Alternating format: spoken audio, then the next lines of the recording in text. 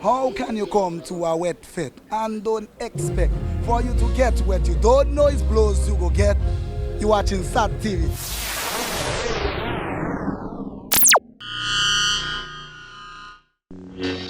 Pre-love the reading, SAT Telecoms.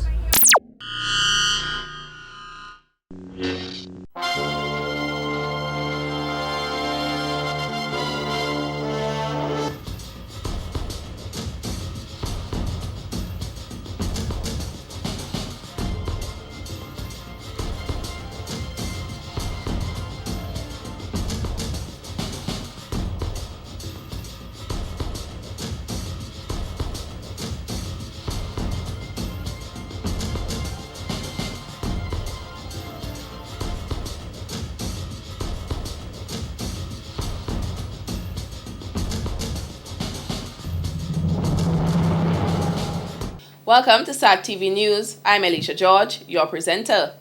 In our top stories, Dominica sets new record low rates for Treasury bill. Britain announces air passenger duty tax to be reformed next year.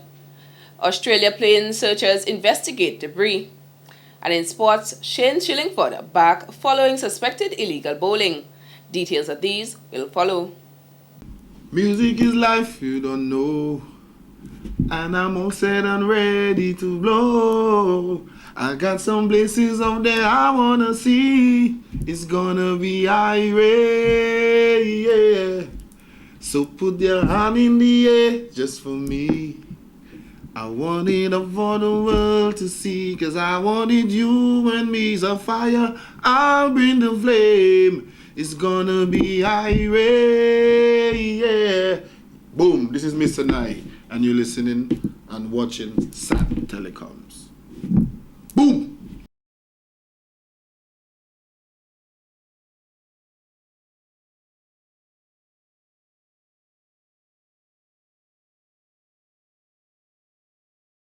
Welcome back. Dominica and the People's Republic of China have risen to celebrate a significant milestone as the two countries have reached 1 decade of shared relations. Since Dominica and China established diplomatic relations on March 23, 2004, the two countries have enjoyed a meaningful partnership promoting mutual cooperation, culture, and peace. Recognize that the relationship between Dominica and China has grown very rapidly and very quickly. And we have entered into numerous technical cooperation agreements. I had the opportunity last year to meet with both your president and your premier, where we exchanged very important views and also spoke of the next 10 years of our engagement. So far, we've been very pleased with the relationship between Dominica and China and the sincerity of the government and people of China. And of course, our relationship is based on the recognition of the One China policy and also the non-involvement, in each other's internal operations.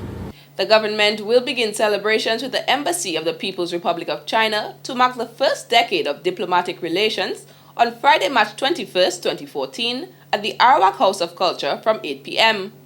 At that event, the Nanjing National Orchestra will stage a cultural performance which is open to the general public. The Nanjing National Orchestra was established in 1986 and is comprised of artists of Chinese folk music. The government of Dominica and the Embassy of the People's Republic of China will also host a cocktail reception on Saturday, March 22nd at the Conference Center of the State House to officially celebrate the 10th anniversary of the Dominica-China relationship. A year of joint activities is planned to commemorate the first decade of Dominica-China diplomatic relations throughout 2014. In more news, the government of the Commonwealth of Dominica has signed a financing agreement with the European Commission for 6.9 million euros under the Natural Disaster Remedial and Mitigation Measures Infrastructure. The agreement funds a road rehabilitation project in the southeastern part of the country. The plan is expected to result in improved resilience to extreme weather between the Bois Diab and White River roads to include slope stabilization, drainage improvement, replacement of crossing structures, and reconstruction of the Laroe and Buetica river box culverts crossings. It is expected to improve delivery of transport between Bois Diab and White River to include replacement of failed road structure, improved alignment, and rehabilitation of the White River Steel Bridge. The project will be carried out through the Ministry of Public Works, Energy and Ports and is part of efforts of the government of Dominica to source concessionary and/or grant funding that will mitigate the effects of tropical weather phenomena and is financed under the 10th European Development Fund, EDF. In other stories, Prime Minister Honorable Roosevelt Skerrit says, at a time when other Caribbean countries are cutting down on the public sector, the Dominica government has not taken that route, even when they are faced with challenges similar to their Caribbean counterparts. He stressed they do not intend on cutting any jobs in the public sector in the foreseeable future either. These statements were made during the recently held Collio Village Council 18th inaugural meeting. On the contrary, we have increased the number of people who are employed in the public service, either directly or through the National Employment Program. We have not cut one of our social safety net programs. Not one has been affected. On the contrary, we have increased the number of social programs we have to protect the poor and the vulnerable.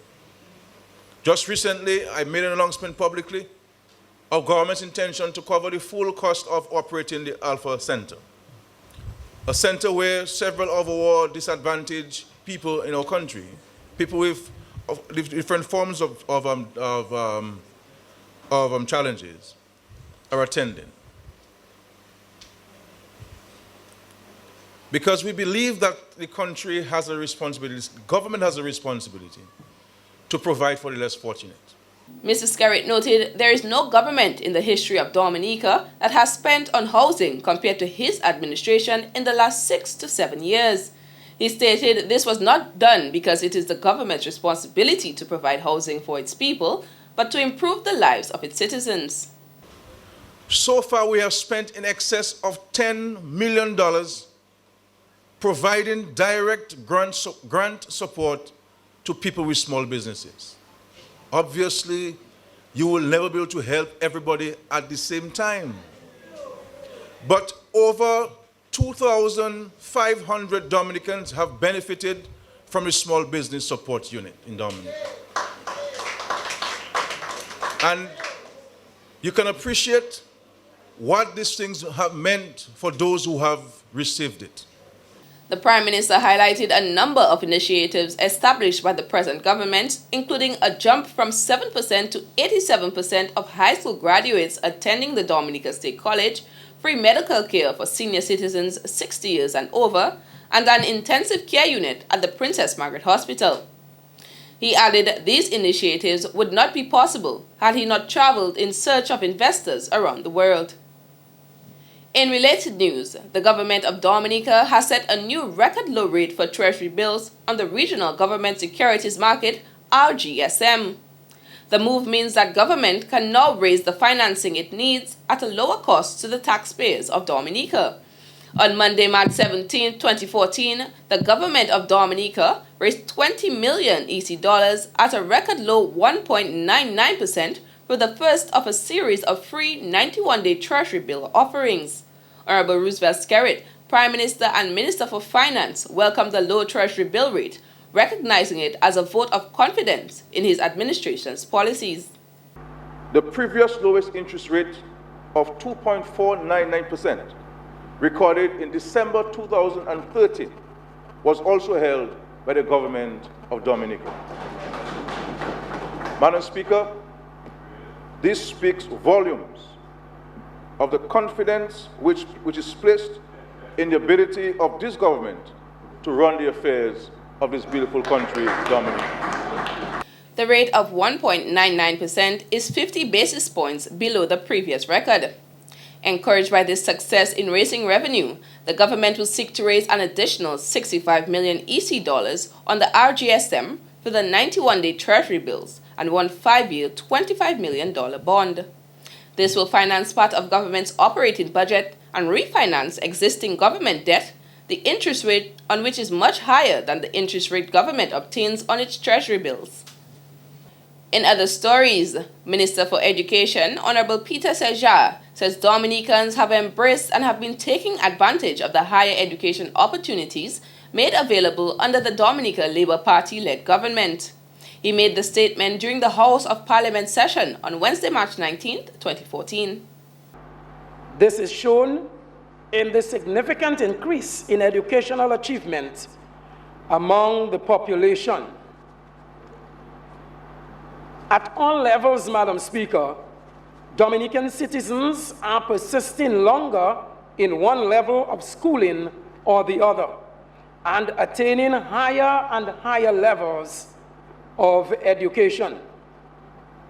As a result of this partnership among government, church, private enterprise, and individual and families, today, more than 1 decade later, the educational and human resource development landscape of Dominica is transformed. In 2001, national statistics showed the number of persons attaining GCE or CXC stood at 4,958. However, in 2011, the total number increased to 6,370.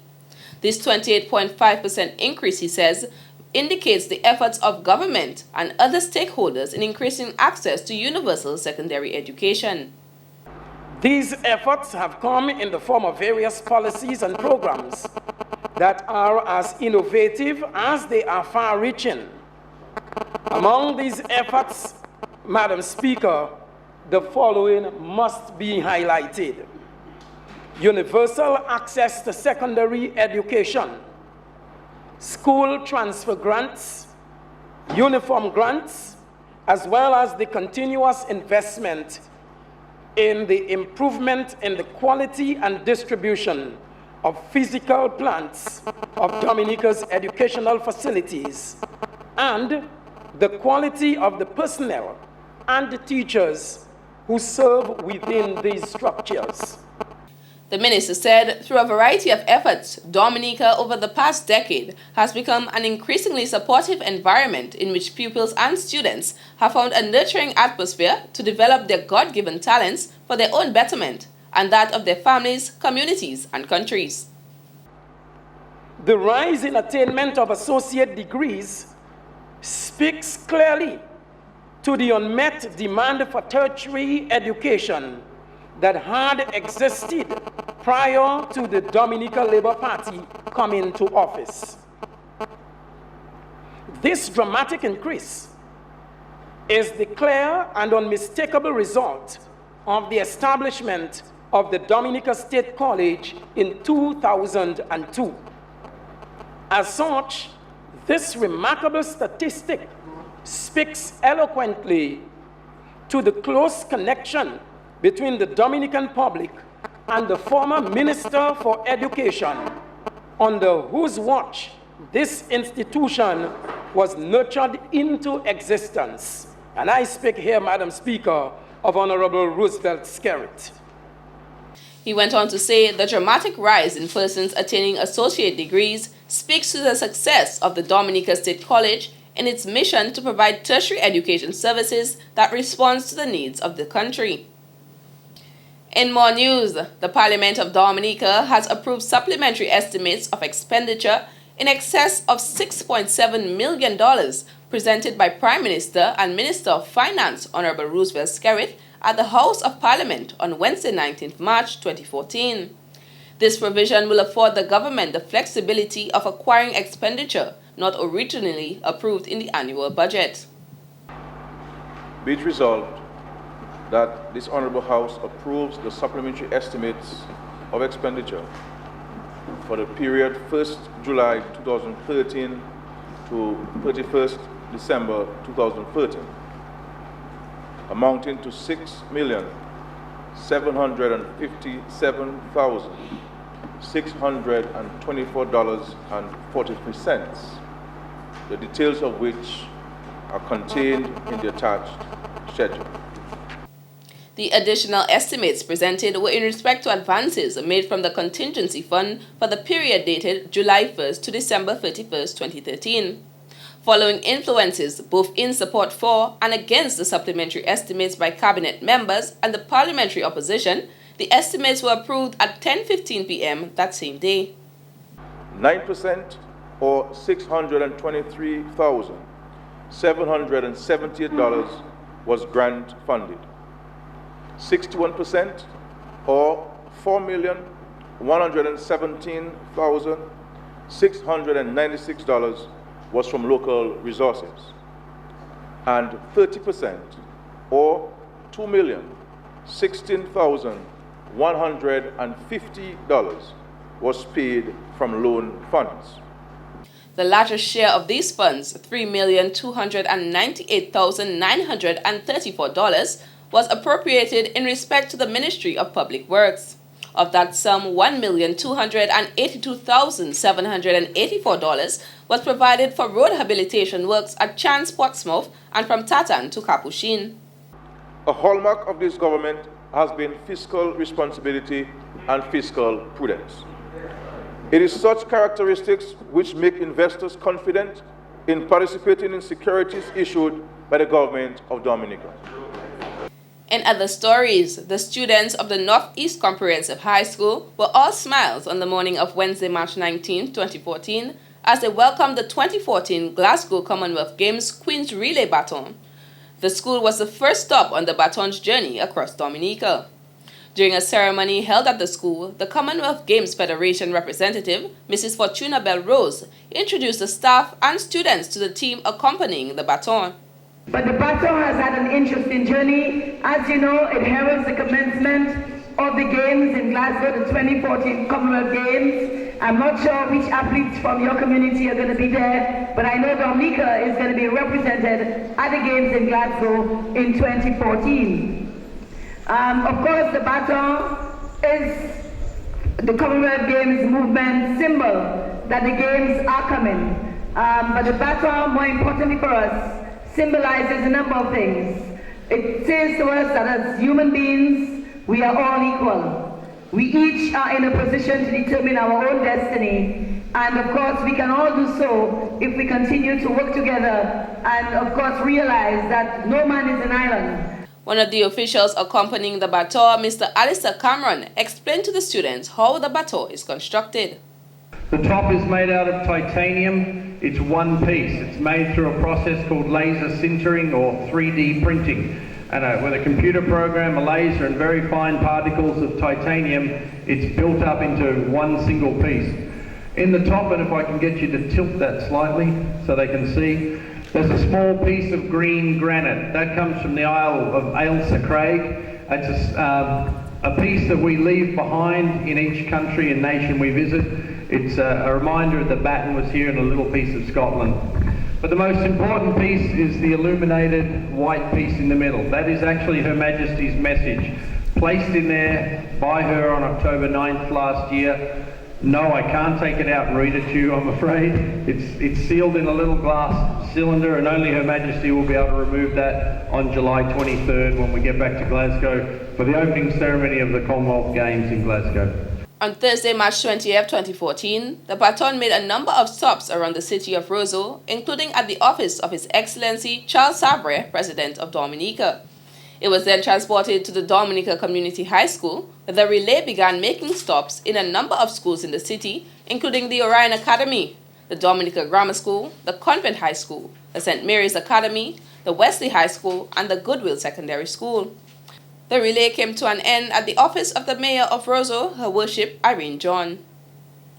In other stories, the United Workers' Party, Team Dominica, has recently embarked on a new sporting initiative. On Saturday, 22nd March, Team Dominica basketball players will take on the Roseau Valley All-Stars in a friendly match. According to Mr. Ronald Charles, UWP candidate for the Roseau Valley constituency, the activities are aimed at fostering cooperation among communities and families in the various villages. We have always been advocates for, bringing the family together and bringing people closer together. And we see it as there's no better way to do it than to have the Team Dominica actually being actively involved in the sporting events that we are organizing. The match is scheduled for the Trafalgar Basketball Court and is expected to begin at 7 p.m. The political leader will be our coach, led by, and many other players will be involved, like Joshua Francis and Mr. Fountain and Mr. Isaac, and that is the time that you will see the interaction of families, friends, and people coming together, and having some fun activity. We have 2 games scheduled. The first game will be the ladies' game. The Team Dominica selected 5, and then they will come up against the Roseau Valley selected 5. The second match will take place between Team Dominica's men's team versus the Roseau Valley All-Star team. During the last sporting event, Team Dominica lost a match against football stars Harlem United. This has been the local segment of the news. Coming up next, regional highlights.